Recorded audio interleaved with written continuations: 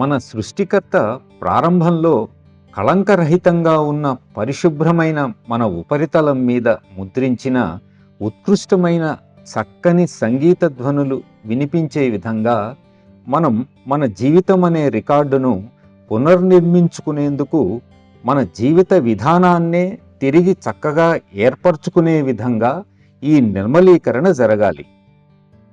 అటువంటి ప్రక్షాళనకు నిర్మలీకరణ అధిక ప్రాధాన్యతను ఇస్తుంది.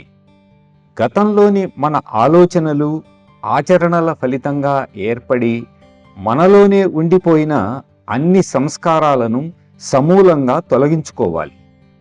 మనలో పాతుకుపోయిన ఆ సంస్కారాల నుండి మనలను విముక్తులను చేయడానికి గురువర్యులు తమ ఆధ్యాత్మిక శక్తిని వినియోగించి ఈ నిర్మలీకరణను చేపడతారు.